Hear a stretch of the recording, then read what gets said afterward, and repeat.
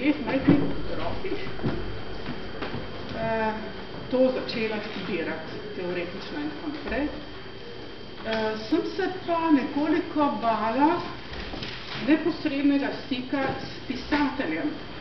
Namreč profesorca Marija Borštnikova, moja mentorica tudi, je imela to navado, da je raziskovala življenjepise pisateljev in hotela čisto globoko seči v to zadevo in je naletela na zelo oster odziv od pisateljev.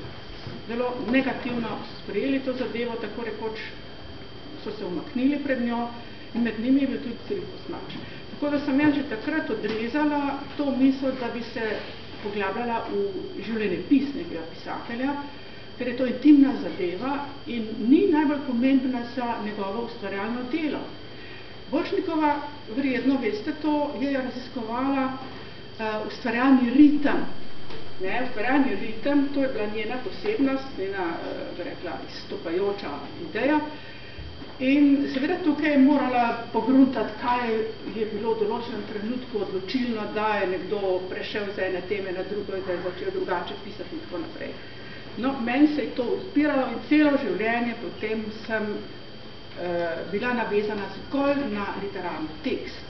Torej je bilo nujno, seveda, tiste podatke smo upoštevali, ampak tekst je svoj organizem, tekst ima svoje življenje in včasih tudi pisatelj sam se vpraša, a sem jaz to napisal? Kako pa to? Kaj mi je pa to padlo v glavo? No, tako da sem bila malo v zadregi zdaj raziskovati življenjepis, ampak ni bilo druge možnosti in sem telefonirala sestri pisateljevi, če mi lahko nekoliko pove o tem, kako je bilo v tistem času, ko je bil zaprt na italijanski strani, ko je preživel srečno to konferenco oziroma sodišče leta 1980 v Trstu. No, in ona je rekla, pridite k meni in se bova lepo pogovorili.